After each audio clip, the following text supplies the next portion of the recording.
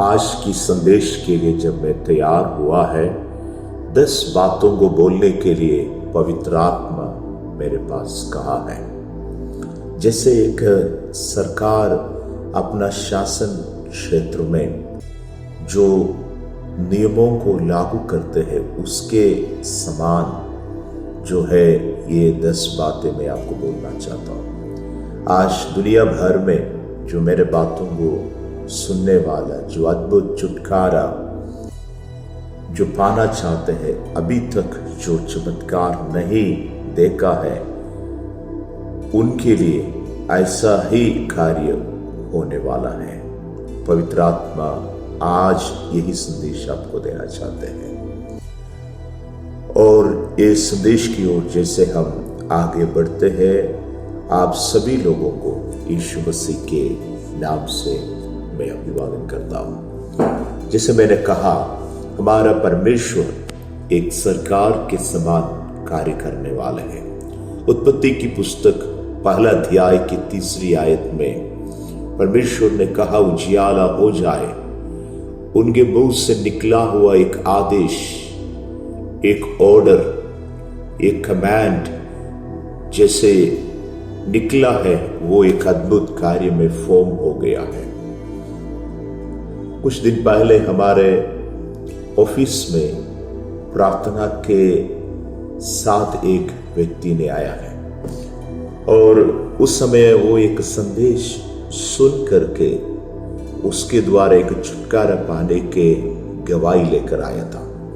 उनके पड़ोस में एक परिवार है जो इनसे कुछ गोल्ड कुछ समय के लिए लिया था, लेकिन वो व्यक्ति इसको वापस नहीं दे रहा। वो व्यक्ति कार खरीदा है, उनके दीवार को नया बनाया है और अपना सब कुछ करता है, लेकिन ये गोल्ड वापस नहीं दे रहा था। बहुत सारे बहाना बोलते हैं।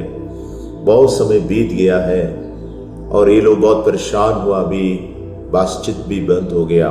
उसी दिन भविष्यवाणी की संदेश सुना है और उनके पत्नी एक टीचर है, शाम तक इंतजार किया और जब वो आए हैं शाम को, उनको बताया है कि एक प्रचार दिखाएंगे और मिलकर वो संदेश को सुना। शाम की प्रार्थना के समय जब दोनों रूम में बैठकर इस विषय के लिए एक आदेश जारी किया है और उन्होंने ऐसे कहा, कल जो है अभी तक जो सोना नहीं मिला है, उन्होंने उसका अमाउंट बताया, वो वापस मिल जाए करके घोषणा किया। अगले दिन उनका पत्नी स्कूल गई। करीब 11 बजे उनके पड़ोसी कॉलिंग बेल दबाया और मुझसे कहा, क्या मैं अंदर आ सकता हूं? उनके हाथ में कुछ था और जितना सोना उनको दिया था वो सब कुछ उनको वापस लौटाया है। मैं एक सवाल आपसे पूछना चाहता हूं, जो इतना समय जो है बहुत कोशिश करने के बावजूद भी जो नहीं मिला हुआ बात, सोना जो है एक आदेश जारी करने से कैसे मिला है? यही है आदेश जारी करने का शक्ति। जो घोषणा करते हैं उसके ऊपर परमेश्वर की सामर्थ उतरता है। और ये गवाही देने के लिए वो प्रार्थना के साथ हमारे पास आए हैं और आनंद की जो गवाही सुनकर हम प्रभु की स्तुति किया। हमारा परमेश्वर आदेश जारी करने वाला परमेश्वर है और परमेश्वर ने कहा, उजियाला हो। और प्रभु ने कहा, तुझे खाना खिलाने के लिए मैं कौवा से कहा है। वो परमेश्वर एलिया को ऐसे ही कहा। और परमेश्वर कुछ क्षेत्रों में आदेश जारी करने वाला है और परमेश्वर आपके अनुकूल में इन दिनों में अपना कार्य करने के लिए जा रहे हैं। याकूब के जीवन में उनके लिए कोई बुराई, कोई भलाई, कुछ नुकसान नहीं पहुंचाना है। लाबान से परमेश्वर वार्निंग दिया, उसी प्रकार पवित्र आत्मा आज आपके लिए आदेश को जारी करने के लिए जा रहे हैं। पहली बात, परमेश्वर आपके लिए कुछ लोगों से आज आदेश देने के लिए जा रहे हैं।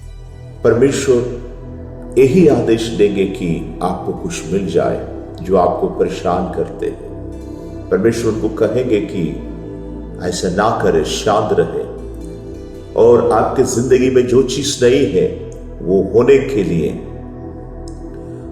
परमेश्वर आज आदेश जारी करेंगे। और जो आपको मिलना है वो परमेश्वर मिलने लायक कुछ लोगों को आज्ञा देंगे, और कुछ लोगों को प्रभु कहेंगे कि आपको परेशान नहीं करें। वो ये दूसरी बात है। तीसरी बात है ये कि जो अभी आपके पास नहीं है वो आपके पास हो जाए। ये बात परमेश्वर आपके जीवन में करने के लिए चाहते हैं। और दूसरी बात, परमेश्वर नियमों को लागू करने वाला है। कुछ दिन पहले मेरे घर में एक श्रेष्ठ प्रभु के दास आया है जिसको मैं आदर करता हूं। उन्होंने कहा इंडिया का जो सुप्रीम कोर्ट में एक मीडिएशन डेस्क जो है आया हुआ है, और उन्होंने कहा है कि मेरे पास कुछ परेशानी था, इस विषय को वहां तक पहुंचाने के लिए कोई रास्ता नहीं था, पहला ऐसा कुछ स्कीम नहीं था, लेकिन प्रार्थना किया इस विषय के लिए। परमेश्वर वहां पर एक चमत्कार किया। हम कहेंगे नहीं ये सब अपने आप हुआ है, लेकिन हमको मालूम है परमेश्वर इसके पीछे कार्य करता है, और प्रार्थना का फलस्वरूप ऐसा नियम और ऐसा व्यवस्था जो है हमारा सुविधा के लिए लाया गया है। परमेश्वर जो है जहां पर कानूनिक बदलाव लाना है वहां पर परमेश्वर वही नियम को भी लाने वाला है। आमीन। तीसरी बात, परमेश्वर जो है नए जो सो मार्गों को खोल करके परमेश्वर हमको आगे की ओर ले जाएंगे ना। शायद कुछ विषय के लिए कोई रास्ता नहीं होगा, कैसे आगे जाना है ना, कैसे कदम रखना है, ये परिस्थिति में किस प्रकार की सोच लेकर के चलना है। यशायाह की पुस्तक 55 अध्याय की 8वीं आयत परमेश्वर का वचन बताते हैं कि मेरा सोच जो है तुम्हारा सोच से भी बढ़कर है। परमेश्वर हमारे लिए सोच विचारों को रूपांतर करता है, बदलता है, हमारे अनुकूल में सोचने के लिए परमेश्वर व्यवस्था को लाता है। और महाराजा प्रभु की ओर से एक ऑर्डिनेंस आज जारी होने जा रहा है। चौथी बात, हमारा परमेश्वर नियुक्ति करने वाला है। हमको मालूम है जब किसी को किसी पद में नियुक्त करता है, एक कमीशन को नियुक्त करता है, एक पोजीशन की ओर लोगों को जब नियुक्त करता है और एक विशेष जिम्मेदारी की ओर जैसे उनको नियुक्त करता है, परमेश्वर कई लोगों को उनका महान सेवकाई की ओर नियुक्त किया है। और अब्राहम परमेश्वर का इस नियुक्ति में आया हुआ व्यक्ति है। मूसा परमेश्वर का इस नियुक्ति को पाया हुआ व्यक्ति है। दाऊद भी वैसा है। इस्राएल का जो शुरुआत अब्राहम से हुआ है, परमेश्वर उनको इसके लिए नियुक्त किया है। एक समाज की, जन की नियम कानून को बनाने के अगुवे के तौर पर मूसा को परमेश्वर ने नियुक्त किया, और एक देश की अधिकार में सिंहासन तक पहुंचने के लिए दाऊद को परमेश्वर ने नियुक्त किया है। हमारे परमेश्वर नियुक्त करने वाला। आज सुबह शायद कुछ लोग कुछ पोजीशन के लिए प्रार्थना करते, उनको कह रहा है आपके लिए जो नियुक्ति इंतजार में है, कुछ फाइल जो है आज चलने जा रहे। पवित्र आत्मा इस विषय में एक अद्भुत कार्य करेंगे। आपकी जिंदगी में प्रमोशन और लाइफ में जो लोक पड़ा है वो सब टूट करके परमेश्वर की अद्भुत छुटकारा इसके ऊपर में होने के लिए मैं प्रार्थना करता हूँ। परमेश्वर जो है प्रचार प्रसार करने वाला है। परमेश्वर जब जारी करते हैं आदेश, वो केवल एक आज्ञा पर नहीं और वो एक घोषणा के तौर पर कई बार प्रकट होता है। परमेश्वर इन दिनों में भविष्यद्वक्ताओं के द्वारा इसकी घोषणा करते हैं। आज सुबह इस भविष्यवाणी की संदेश आपके जीवन की आशीष के लिए एक पद की ओर नियुक्त करने की घोषणा जैसे करते हैं, जो उसका प्रचार किया जाता है उसी प्रकार परमेश्वर कर रहा है।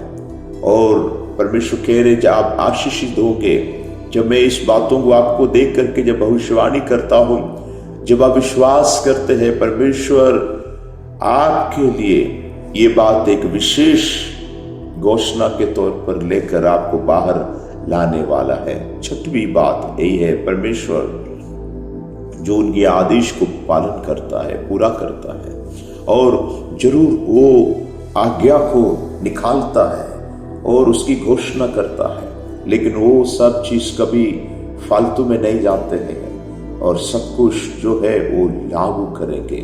सातवीं बात, परमेश्वर जो है हमारे लिए कोई भी चीजों को बदल सकते हैं।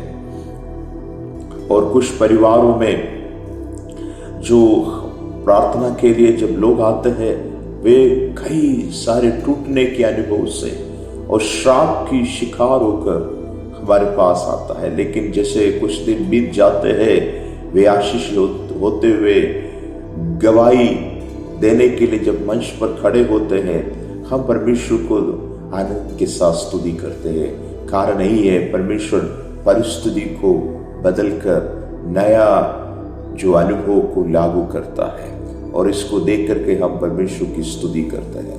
हमारा परमेश्वर श्राप को आशीष में, बीमारी को चंगाई में और कमी घटी को संपन्नता की ओर खोलकर आशीष करने वाला परमेश्वर। इसका मतलब परमेश्वर जो मौजूदा कोई भी नियम है उनमें जो है बदल करके और हमारे अनुकूल में लाने की जो है पक्ष लेने वाला परमेश्वर है।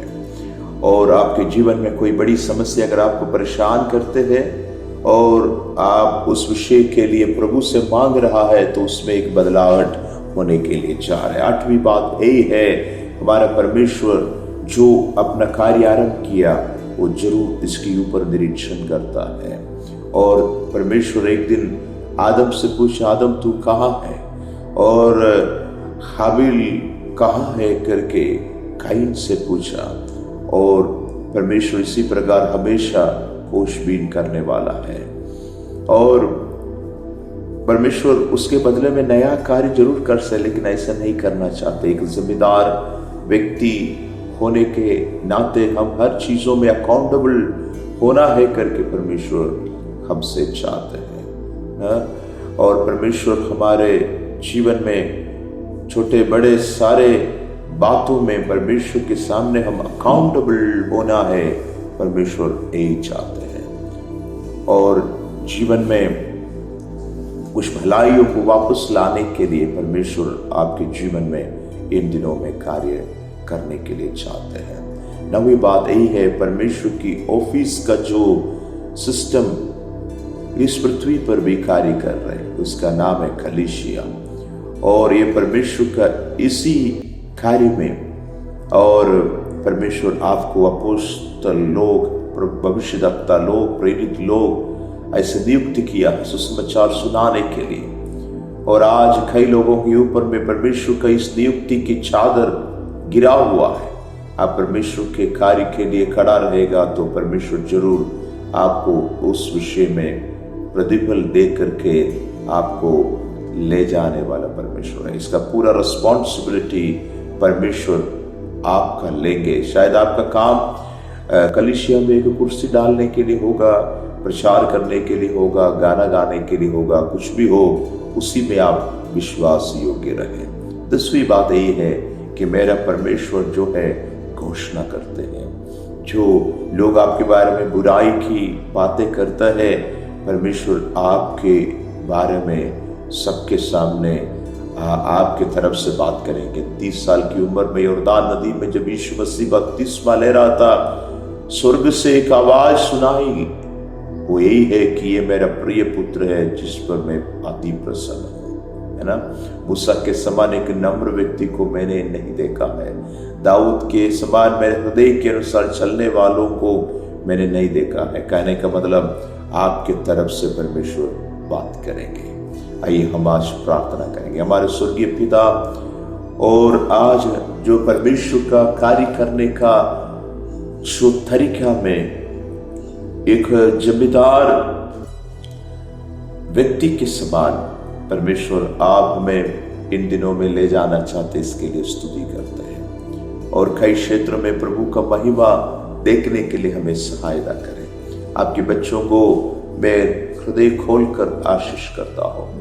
आज जो सुना हुआ संदेश सभी लोगों का लाइफ में जो अभी तक आशीष को पाया नहीं, उससे बढ़कर पाने में मदद करें। और जो तकलीफ में, परेशानियों में जीवन बिताने वाला सभी लोगों का जिंदगी में एक तरक्की को परमेश्वर लाने हैं, इसके लिए आज प्रार्थना करते हैं। आज हम विश्वास के साथ परमेश्वर की कार्य को स्वीकार करके प्रार्थना करते हैं। प्रार्थना सुनने के लिए धन्यवाद यीशु मसीह के नाम से।